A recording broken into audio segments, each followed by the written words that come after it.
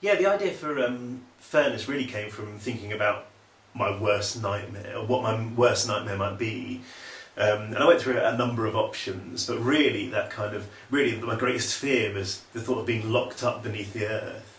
And you know, in any prison would be bad, but especially somewhere like Furnace, it was a mile beneath the ground. There really is no way out, and it's full of kind of blood-sucking freaks and horrible monsters in gas masks, and a warden who may be the devil. And yeah, that kind of pretty much sums up my worst nightmare. And so Furnace really grew from that beginning, that seed of this horrible place. But at the time, I was also watching a lot of these programs on television, like World's Worst Prison and Lockdown, all these kind of American prison shows, and just watching them and thinking, oh my God, these places really are hell on earth. You know, people are dying every day, and it was awful. And so, and that really kind of gave Furnace its realism, I suppose. It was watching all these shows and realising that, you know, these places really were hell. And I guess the third thing was that this was quite a dark period in my own life. You know, I was going through a really bad time, and that kind of, and so it wasn't just Alex. It didn't feel like Alex fighting for his life inside the prison. It was almost like me fighting for mine through him. You know, if he didn't survive this, or if he couldn't escape, then neither could I. So I needed him to get out. And so that was really what gave the book its kind of emotional drive, and its kind of, hopefully, its power, because it really was me inside that prison at the time, fighting alongside Alex to get out.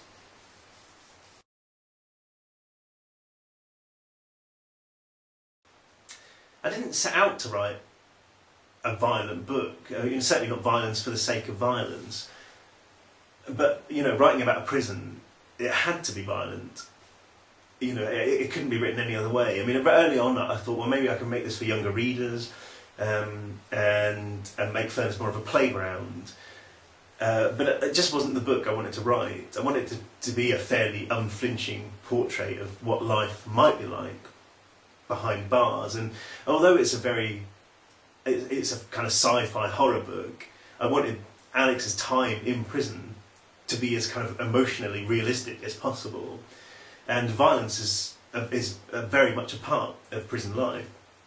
It's a huge part of prison life. It's everywhere, and so yeah, the violence, it had to be a violent book by necessity. But it's never violent for the sake of being violent, and it never kind of glorifies violence. It shows really the horrific consequences of violence, and that's kind of what I wanted to do as well. But, you know, saying that, the violence really does drive the book forwards. I mean, Alex finds himself in a lot of fights and a lot of sort of horrible encounters, and those are what really drive the story forwards, and what give it its energy, because, you know, he's fighting for his life, he's fighting for his freedom, you know, it just gives that book its energy. So yeah, I didn't set out to write a violent book, but there you go. It's a very violent book.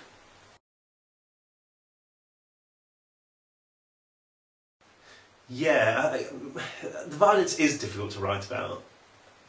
Just because when you become very attached to these characters, putting them through any kind of horrible encounter is difficult, because you feel really mean. And Alex kind of really goes through the gauntlet. But saying that, you know, when you're writing about these kind of experiences, these violent experiences, it's exciting, and, you know, it becomes, because when you're so immersed in the character and in that narrative, it's not just him fighting for his survival. It's you're in there, you're in his head, and it's you fighting for your life. You know, fighting tooth and claw. You know, for your own survival. And in that sense, writing those scenes is incredibly exciting, especially when you don't really know how they're going to end up. I think the worst thing, to be honest, is death, is writing about death, especially when it's a character you've come to love. And when you do write these characters, you know, they become your best friends, they become your family, and killing them off. I mean, yeah, you don't just feel like you've lost your best mate, you feel like you've murdered them, which is a horrible experience. And there is a lot of death in Furnace. Alex loses a lot of friends, the reader will lose a lot of friends, but it's, again, it's very much a part of this prison life, of this horrific existence that he's been plunged into, and so yeah, but death is very much a part of that. but yeah, it's very difficult to write, and you know, I have to confess that several points writing the Furnace books I was blubbering like a baby.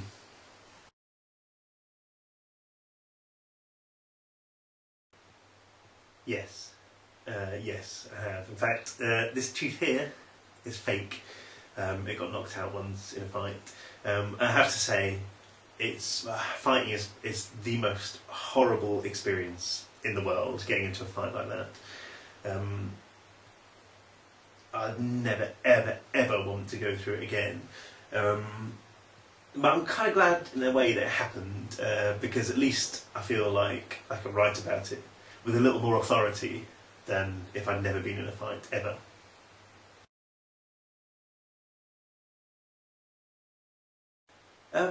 In the early drafts, Alex had exactly the same name as me. He was Alexander Gordon Smith. And I'm not really sure why that was. I think when I just started writing the book, it was a first-person narrative, and it just worked out that way. That, you know, Alex was me, and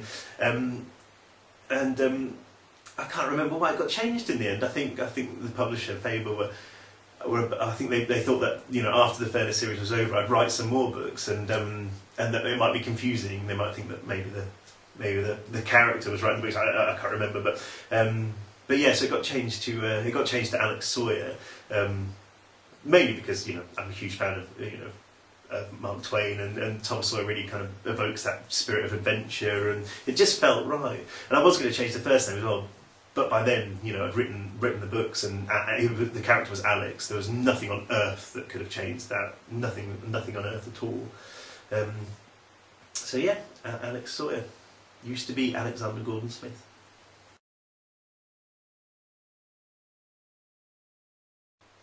I'm not a big one for planning, I have to confess. I find it, if you plan in too much detail, if you plan every single kind of nook and cranny of your story, then you kind of lose that. It loses its energy sometimes. It feels like it's a bit stilted. It feels more like a jigsaw puzzle that you've just put together from pieces. And especially a book where it's about a character who's been thrust into a prison. He doesn't know how he's going to get out. And when I started writing the books, I didn't know how he was going to get out. I had no idea how he was going to get out of this situation. And I think that really gives Alex this kind of thought processes a lot of realism. It makes it feel like he doesn't know his way out. Whereas if I planned it, I think there would have been something in the text that maybe made it feel like he always knew how he was going to get out, or he always knew he was going to get out, and it was just a matter of time before he got there, which really isn't the case with Furnace. So yeah, I mean, obviously I have a rough plan for the 5 books, because it would be craziness going into a series like this without some kind of semblance of a plan. But to be honest, yeah, I just like to go into it as a character and try and find my own way out. And the great thing about writing is that sometimes the characters do things that totally surprise you, that you never expected them to. So Alex might very well find a way out of Furnace that I had never thought of. Fingers crossed.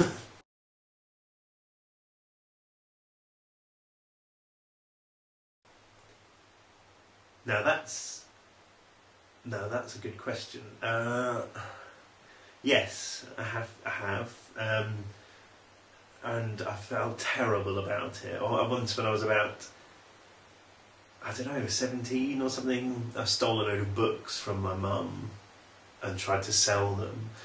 And I did feel awful, because there were some like really personal ones there. And I didn't even get any money out of it really. And I'll never forget the kind of, when she found out it was me, and it just really was the worst feeling in the world. So yeah, that's why I don't think I'd ever commit a crime ever again, because it just felt awful. Sorry, Mum.